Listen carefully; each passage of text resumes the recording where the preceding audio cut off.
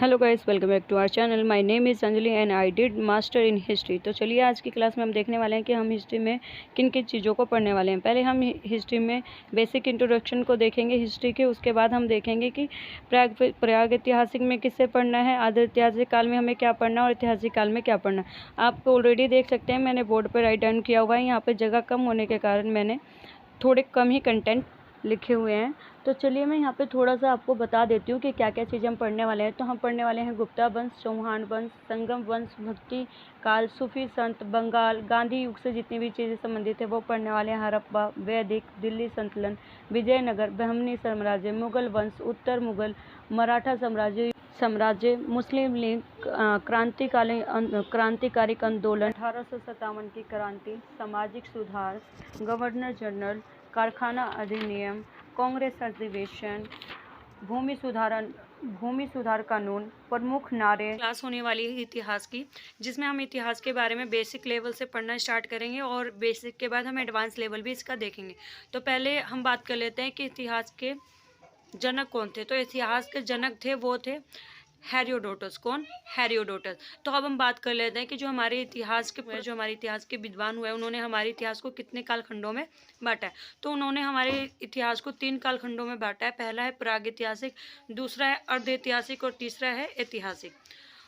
तो अब हम ये देखेंगे कि प्रागैतिहासिक में हमें क्या चीज़ें पढ़नी है और अर्ध ऐतिहासिक और ऐतिहासिक में हमें किस किस चीज़ों पे ध्यान देना है। तो बात करें अगर प्रागैतिहासिक की, तो इसमें हम पढ़ने वाले हैं पाषाण काल के बारे में। अर्ध ऐतिहासिक की बात करें तो सिंधु और वैदिक सभ्यता हमारी अर्ध ऐतिहासिक काल में आ जाती है। और ऐतिहासिक की बात करें तो यहाँ से हमारा महाजनपद जो है 16 महाजनपद स्टार्ट हो जाता है। कहाँ से? ऐतिहासिक से। तो अब बात कर लेते हैं पहले पाषाण काल की। जो पाषाण काल है, तो पाषाण काल से हमें लिखित साक्ष्य नहीं मिले हैं, क्योंकि जो उस समय के मानव थे वो इतने विकसित माइंड के नहीं थे कि जो वो पढ़ लिख सके। ठीक है।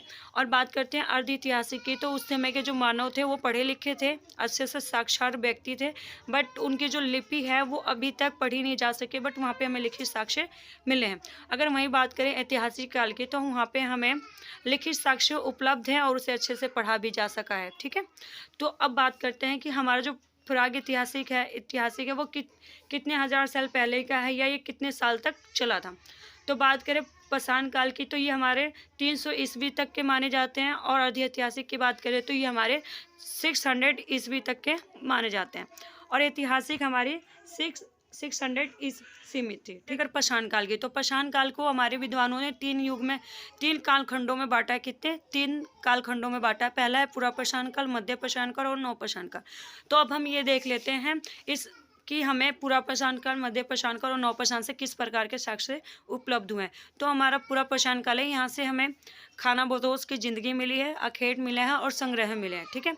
तो बात करते हैं खानाबदोश कि जो पूरा पाषाण के मानव थे, जो उस समय के मानव हुआ करते थे, वो खानाबदोश होते थे। खानाबदोश का अर्थ होता है ये कि जो एक जगह स्थिर जीवन ना जीकर जो घूम घूम के जीवन व्यतीत करना ही क्या कहलाता है? खानाबदोश कहलाता है। अगर बात करें अखेट की, तो अखेट क्या होता है? अखेट को कहा जाता है शिकार करना। ठीक है। जो उस समय के मानव थे वो उनका माइंड इतना विकसित नहीं था कि वो कृषि कर सके या फिर किसी तरह के अन्न को उपजा सकें, बट उस समय वो क्या करते थे? अपने आप को जीवित रखने बड़े बड़े ईंटों से वो जानवरों का शिकार करते थे और उसी से वो अपना जीवन यापन करते थे। अखेट करते थे जानवरों का, तो वो काफ़ी समय के लिए उसको स्टोर भी करके रखते थे, ताकि अगर कोई अन्य जानवर अगर बहुत दिन तक ना मिले तो उसको संग्रह करके वो रखें और उसको खा सके। ठीक। तो आई होप कि आपको यहाँ तक बातें समझ में आ चुकी होगी। बात करते हैं मध्य पाषाण काल की। तो मध्य पाषाण काल में हमें क्या देखने को मिला? हमें कृषि देखने को मिली। क्या? कृषि, पशुपालन और अंत्योष्टि संस्कार मिला।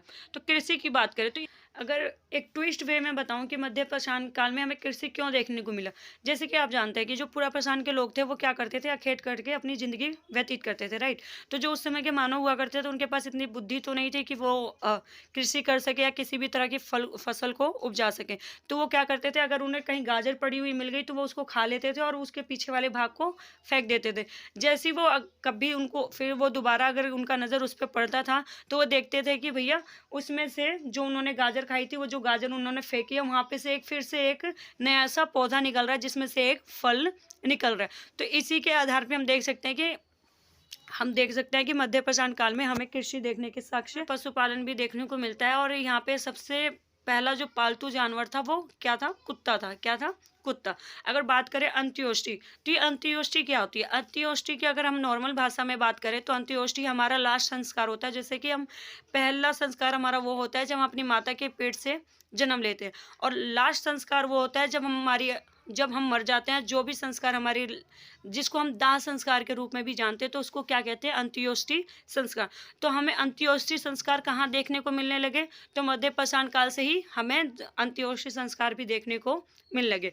यहाँ पे हमें सूक्ष्म, कहते हैं ना, सूक्ष्म प्रकार के औजार। सूक्ष्म मतलब क्या होता है? सूक्ष्म मतलब होते हैं छोटे छोटे छोटे पत्थरों के औजार भी मिलना स्टार्ट हो गए थे। किस काल में? मध्य पाषाण काल में। इसलिए हम इसको कौन सा लिथ बोलते हैं? हम इसको माइक्रोलिथ के नाम से भी जानते हैं। किस लिथ से? माइक्रोलिथ के नाम से भी जानते हैं।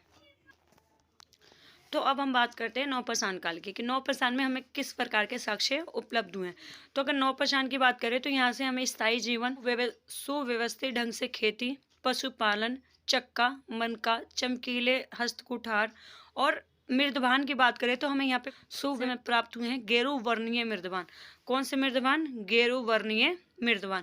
और इसको हम क्या कहते हैं? मेगालिथ। तो याद करने का ट्रिक भी बता देती हूँ कि किस तरह से आप नवपाषाण से मिले हुए साक्ष्य को याद रख सकते हैं। पहला है जीवन, स्थायी जीवन। इस तरह से आप याद रख सकते हैं कि पहले देखिए सुव्यवस्थित ढंग से खेती, लिखा हुआ है ना, सुव्यवस्थित ढंग से खेती। तो इससे आप याद रख सकते हैं कि अगर आपको खेती करनी है, राइट, अगर आपको खेती करनी है तो आपको एक जगह स्थायी रहना पड़ेगा। मतलब आपको ये नहीं है कि आप कभी यहाँ जा रहे हैं कभी वहाँ जा रहे हैं। आपको अगर खेती करनी है तो आपको स्थायी रहना पड़ेगा, क्योंकि जब आप खेती करते हैं तो आप देखते हैं कि ये देखना पड़ता है कि भाई हमारी फसल कैसी हो रही है, उसकी प्रोग्रेस देखनी पड़ती है। किसी प्रकार के कीट वगैरह तो उसको नहीं खा रहे ना, राइट। इस तरह से हमें देखना पड़ता है अगर हम खेती करते हैं। तो इसलिए हमें स्थायी जीवन जीना बहुत ही ज़रूरी है। अगर हम स्थायी जीवन जी रहे हैं, खेती कर रहे हैं, तो अगर खेती करना है तो हमारे लिए पशुपालन तो होना ज़रूरी है, राइट। ये बात तो सही है ना, कि अगर आप खेती कर रहे हैं तो आपके पास पशुपालन होना जरूरी है। अगर आपके पास गाय वगैरह नहीं होगी तो आप किस प्रकार से खेती कर सकते हैं? आप जो गाय होती है वो हल्का काम करती है खेतों में, राइट। तो अब पशुपालन भी हमें यहाँ देखने को मिला है। अगर आप अन्न को उपजा रहे हैं तो अन्न को रखने के लिए भी कोई चीज़ चाहिए होगी, अन्न को रखने के लिए भी कोई चीज़ चाहिए होगी ना। तो उन्होंने उसके लिए, वो जो नवपाषाण के मानव थे, उन्होंने क्या निर्माण किया? मनका। क्या निर्माण किया? मनका को अगर नॉर्मल भाषा में बोला जाए तो इसको कहा जाता है बर्तन। किसी मतलब मिट्टी के पात्र को, जैसे अभी देख रहे हैं हमारे पास स्टील की कटोरी या कांच की कटोरी होती है, उसी प्रकार पहले के लोगों के पास क्या होता था? मनका होता था।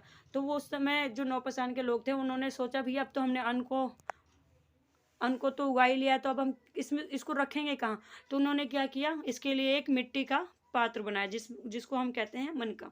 अब कह रहे भैया अब हमने रख लिया है, अब हमने इसको रख लिया तो हम ले कैसे जाएं इसको अपने घर तक? तो इन्होंने क्या किया? किसका? चक्का का। किसका? चक्का का।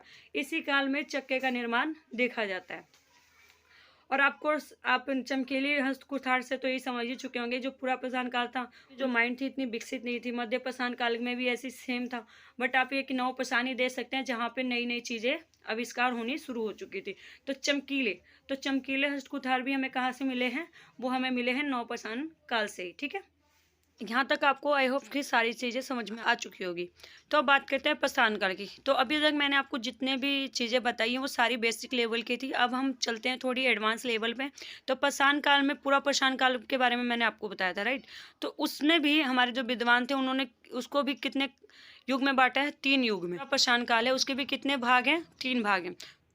पहला है निम्न पाषाण काल, मध्य पूरा पाषाण काल और उच्च पूरा पाषाण काल, राइट। हमारे जो निम्न पूरा पाषाण काल है, इसे हम इसको निम्न प्लेइस्टोसीन भी कहते हैं। और यहाँ से हमें किस प्रकार के औजार प्राप्त हुए हैं? यहाँ से हमें प्राप्त हुए हैं हस्तकुठार। किस प्रकार के? हस्तकुठार, जिसको हम चापर चौपिंग औजार भी कहते हैं।